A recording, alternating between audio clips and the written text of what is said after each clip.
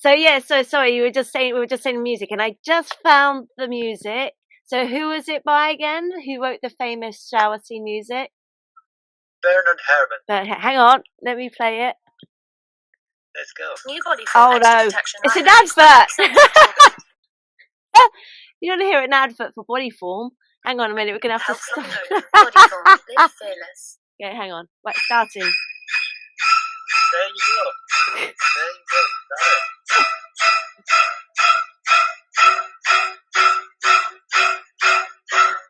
I mean, it's still really terrifying to listen to, isn't it?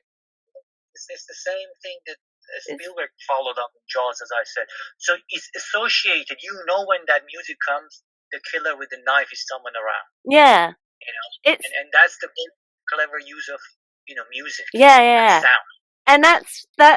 And it's just screeching noises. Like it's just like it's the violin, isn't it? It's going Exactly. Oh. Can you find some other examples? Hang on, let's try find it. So we'll do. Jaws. Okay, hang on. Let's have Jaws. Okay, hang on. Let me find Jaws music. Jaws music. Okay, hang on. I'm gonna play that one quickly. Right, ready? Let's go.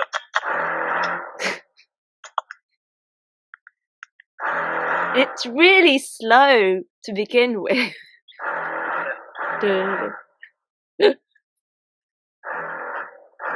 It tells you still got time to get out. I know. It's this bit that's, I think, the most terrifying bit.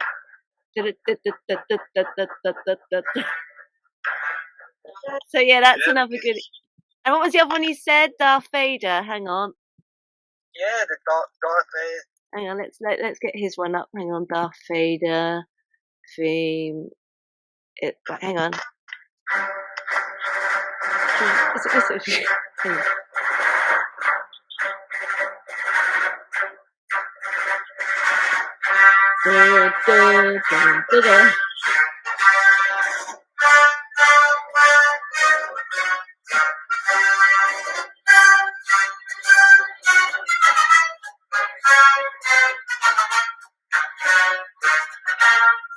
Yeah, so there you go. But you're right. Music's a very clever way of making the audience feel suspense and putting that together, like uh-oh kind of thing. Uh-oh, it's coming. Yeah, it's coming. It's there. It's swimming towards you. Or somewhere around. And Italian cinema and Italian spaghetti in specific, and Sergio Leone was someone who was doing this in 60s in Europe, and that's how then it got kind of after Hitchcock they picked it up, and as you know, the three famous trilogy with the good, the bad, and the ugly. Yeah. $1 for a few dollars more.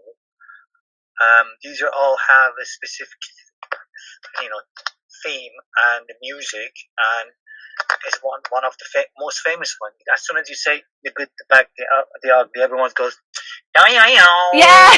Dun, dun. Oh, hang on, let me find that one. Hang on, that's another good one. Hang on, hang on, the good, the bad. Hang on, yeah, it's that famous. Hang on, hang on, play it. Oh, it's another advert. Simplicity. Ah! Some people say Sorry, it's just the wait for the essence of advert to happiness. stop. When you keep thinking. Okay, hang on.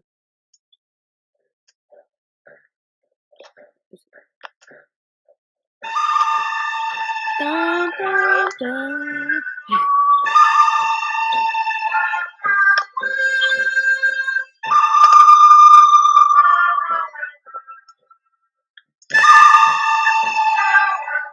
And that was another good use of saying like, oh, something bad's gonna happen. There's gonna be a shootout. Yeah, Ennio Morricone. He collaborated with Sergio Leone in quite a few films. Oh, and Tarantino. Yeah, then Tarantino was saying that with Hateful Eight, he was very excited when he got Ennio Morricone to do the for him for that. Inglourious Bastards, wasn't it? Sorry? It was for Inglorious Bastards. Hang on, I'll try to see if I can find. Inglourious Bastard or Hateful Eight? Yeah.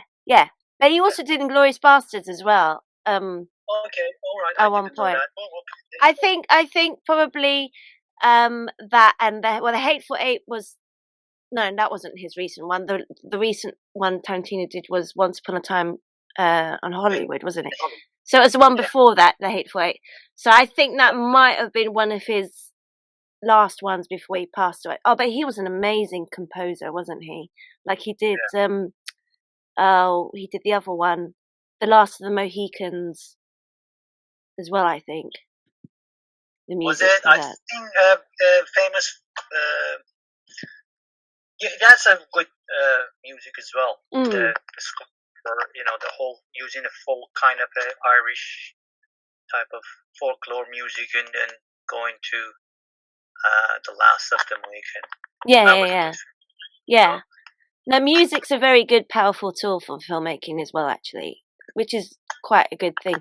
And also, did you know that when Tarantino did Reservoir Dogs, because that was also quite a low-budget film at the time, wasn't it? It wasn't much money, and it was only made within a very short space of time. It was quite a tough shoot because it was pretty intense. But from what I read, but there's what was I talking about? I do this all the time because I'm getting old. Oh, the music. Yeah, the music. Refer to the music. Yeah, the music. So apparently most of the budget went all on the music. And that famous scene, the one you're talking about, the poor police cop that's getting tortured by. Stuck in the middle with you. Yeah. That one was the one that was the most expensive, apparently. And the actual singer who wrote that didn't want him to use that song, but eventually let him do it with all the copyrights and all that stuff. But apparently that was the most expensive song on the soundtrack. And do you ever notice that on some soundtracks, when you get the CD or they don't have the song on them, do they? Not all of them have the song. Like a song might not actually been on there where it was in the film. Yeah, you mean after they release it? Yeah. Is there a reason for that? There's lots of. It's the same. It's all about money and the copyright, etc. Okay. Yeah, because that's quite interesting. Yeah.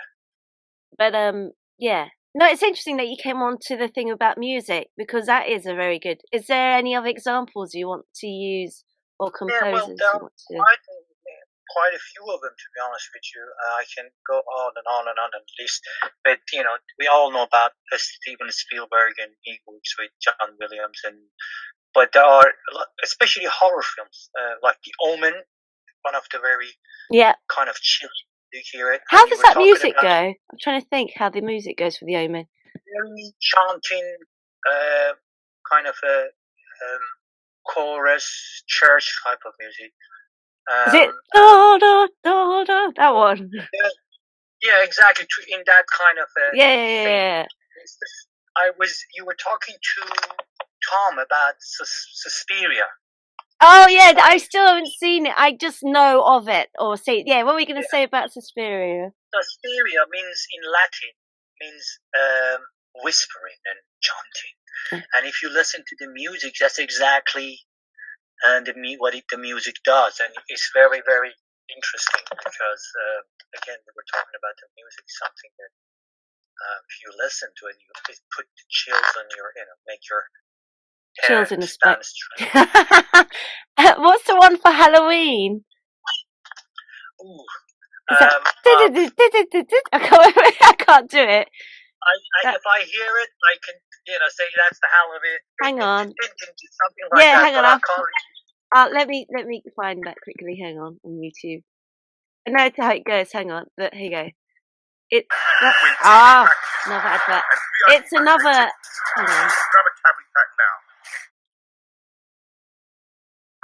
It's that one, isn't it? Yeah, this is the. Yeah, that's quite alarming. That's quite disturbing as well. But it is really clever how music's used to make you feel, oh, like, oh, he's gonna come and get her. And you know those horror films, which is actually quite good because at some point very soon I'm gonna do a Halloween special. Not as in Halloween the film, just obviously because it's Halloween time at the end of October. So we'll do a kind of special on that. Sure. But music is very effective for that, especially things like Halloween and The Omen and, like you said, Suspiria. And I'm trying to think. Oh, I don't know. I'm trying to think. And Jaws, obviously, that's another one. Yeah, it is one of those. Is it any of these tools in filmmaking? If it's used correctly, it will just become that different layer that is there and subconscious. You don't even notice it as an audience, but it elevates and pushes you towards that feeling the director wants you to feel. Yeah. You know, if it's feeling the suffocation, claustrophobic, running away, being scared or being under pressure, changing the camera angle, it can put in a high angle on your protagonist, makes me feel that pressure, that is something uneasy, and all those things, and if it's used correctly to serve the purpose of the story, is there without being there. And that's why any type of film you watch, regardless where it's made, when these tools of filmmaking, the language of filmmaking is used correctly, you enjoy it. Yeah. And it evokes that emotion, and that's why lots of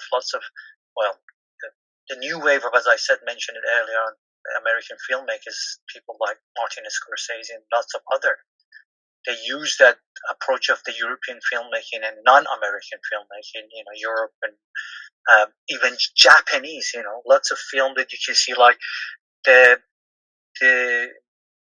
think it's for a fistful of dollar or a few dollars more. I don't know which one exactly. Yeah. But it's exactly it's a remake. Lots of people don't know that it's a remake of Yojimbo. Akira Kurosawa. I didn't know that. Yeah, lots of people don't know that. Like 2 years after that Yojimbo was made, Sergio Leone made that. He's haven't even changed it. Same thing as the Magnificent Seven. It was based on Seven Samurai. Seven Samurai. Yeah. Okay. So or even later on, The Departed. That's so funny that you bring that up, because literally I was watching. I haven't seen it, but I saw a clip of it yesterday, and then I found out, that actually that's pretty much the same as the Hong Kong film Internal Affairs. Oh yeah, exactly. It is. Yeah, it's exactly the same plot.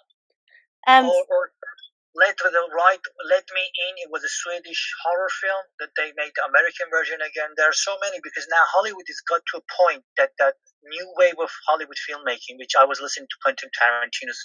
He was a guest on a podcast. Quentin Tarantino count himself as the last independent filmmaker of the new wave of Hollywood. Yeah, we were talking about this with Tom, because we were saying that. Sorry, not Tom. With Mark.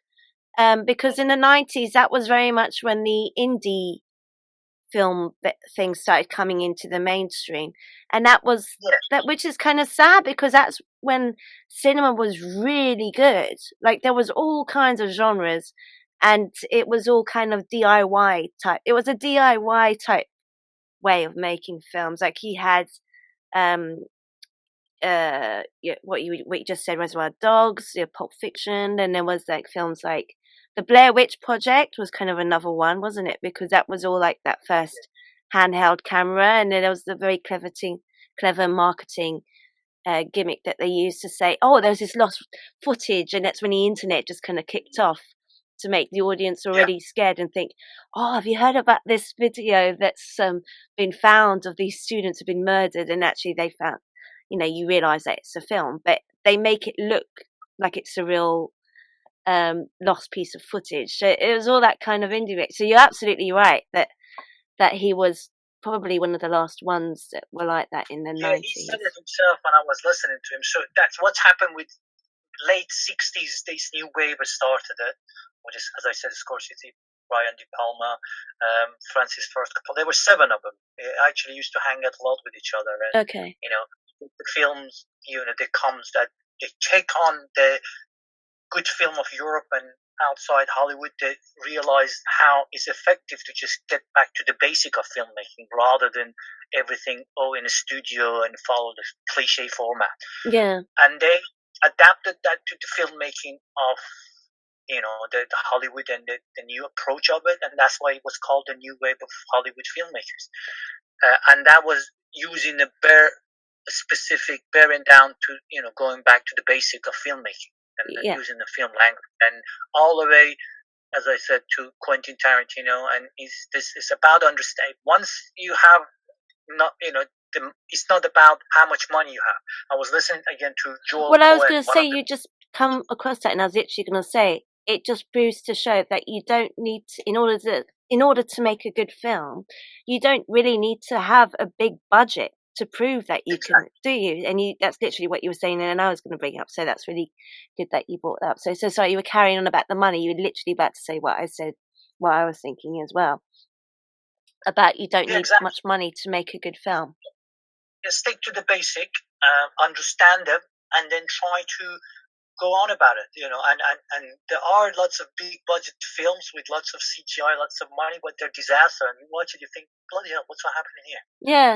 And it was the money, and it's because they thought putting too much money it would make a good film, but it's not. It's about, you have to have the understanding of the basic and deal with it, use it accordingly, and that's what's going to push your create a good piece of, regardless how much is your budget, is good film is a good film because you had a good story, you had a good visionary director who understand the story and understand what genre it is, and use the basic approach for that genre, and then of course it's going to put the individual touch of that specific writer director to it, the vision, visually, and then make a good film. Yeah. And because you were just saying about CGI, which is really interesting, like there was obviously a period of time when they didn't have CGI. So that was kind of more leaving it up to the filmmaker to do the work themselves, which I kind of miss in a way, because a lot of those effects were so cool. Like you think about there's that famous scene of the alien popping out his chest in the first Alien film. That couldn't have been done. I mean, if it was done as CGI, it wouldn't have, I think, the same effect of shock, whereas it did then. Because I mean, apparently they didn't even know that was coming, so that's why it was a real genuine reaction from them. And then there's another example of The Thing. That's another one. That was all like sort of puppets and animatronics and stuff. John Carpenter. Yeah, and I can hear your typing. I'm trying to think of one more. Sorry, I was going to Google something. I do apologize. No, it's all right. I can tell you're doing something. I do it as well. No, sorry. I was Googling something for you. Channel 4, there's a documentary about the Alien. The 2 hours documentary made really? spoken to the. Yeah, so definitely I was going to I forgot the name. I think it's called Alien: The Origin or something. You can watch it on demand. Okay. I really, go watch it, and it's a very interesting film about how they talk about how the alien come from the scriptwriter all the way. Oh yes, I think I saw that of it, and the actual alien itself was like an animatronic, wasn't it? It was kind of like half human. Like, I mean, there was actually someone inside, and it was kind of operated as well for the features of the face and stuff. So yeah, they've had lots of things like that, like the Terminator. I'm trying to think of another one. There was another one with talking about effects, and I was going to bring it up with Tom, and I keep forgetting to, so I'm going to say it with you. Who was the name of that very famous guy who did all the interesting mythical creatures in Jason and the Argonauts? Like the skeletons. Oh yeah, they call him. I forgot. I can Google his name, but they call him the father of CGI. So he did lots of stop motion. Yeah, it was stop motion, wasn't it? What was his name? Ray something. I forgot why lie. But I remember watching originally with my dad. I remember I watched like the Sinbad and the Seven Seas. Yeah, it's the same guy. He did the. Hang on, what was his name? Ray. And Jason. You want me to Google it, or are you gonna? I'm quickly googling it because he did lots of effects of things. He was all stop motion. You're right. It was Ray something. Hang on. Ray, and he did a lot of, Ray Harryhausen. Harry. There you go. Harry. Yeah, he passed away. Harry Hausen. No, I'm dyslexic. Ray, and it's spelled, and his surname is HARRYHAUSEN. Yeah, no, but I just remember. I mean, even when I was a kid and I saw that film, those skeletons scared the crap out of me. They still scare the. And you think they're just tiny little like figures that he's moving around every few seconds and stop motioning, and it's a very frustrating process. Stop motion animation. You'd have to have a lot of patience to do that. But you're right. Quickly on the CGI, I think CGI, like anything else, it has to serve a purpose within the storytelling. Okay, like the music, like everything. If you just rely on that, it will become a disaster. Yeah. A great example would be the Mad Max, the Fury Road. Mm-hmm. Everything it was done. There are very small percentage of that film was done CGI. Everything was done old school. The cars were made, the whole accident, the accident, and that's why it looks so good. As an action film, you sit down, you just can't move an eye. No. And the guy you were talking about is Ray Harryhausen. Yeah. Yeah. Yeah. No, he was well known for doing a lot of the stop motion effects, but yeah, he was the one that was in charge of basically all the effects in Jason and the Argonauts. And that film was made in 1963. I just seen it now. So like there was the guy that came out from the sea. I can't remember that creatures. And there was the skeletons. Those skeletons were terrifying. The army of skeletons that come racing towards them. I never did see Sinbad, but I know that he did those ones as well. He did a lot of them. Yeah, they're similar things. Yeah. Exciting. But again, CGI is used as a tool to, use correctly. It's something that like, I'll give you an example.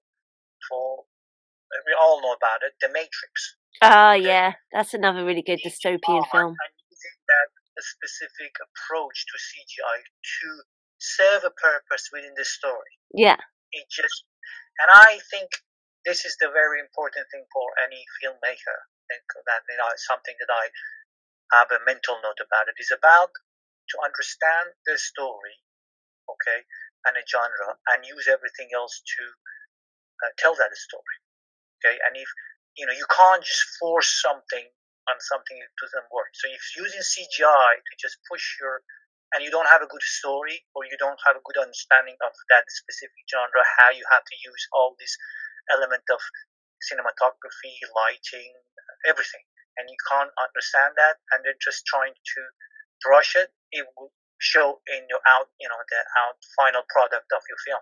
Yeah, definitely. Yeah, absolutely.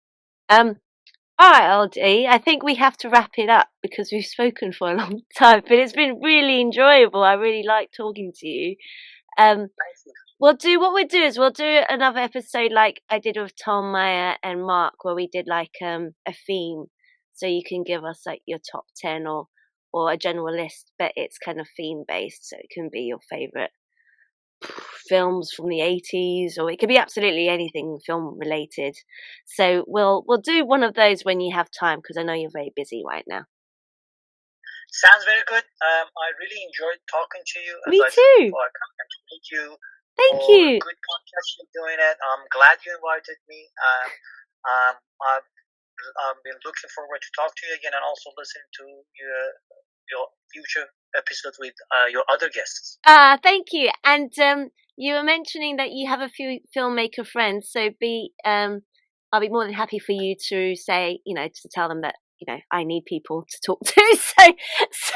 So if you want to recommend me, that'd be great to have them on as well, because I need more people to talk to. I'm running out of ways to get filmmakers and people in the industry to talk to me. So I'm just sort of putting lots of messages up on Facebook film groups at the moment just to try and get people interested. I will spread the word. Thank you so much. That's really nice. And it's been an absolute pleasure talking to you. The pleasure was all mine. You can stay in touch, all right? Of course. Thank you very much. Have a good day. You too. Bye.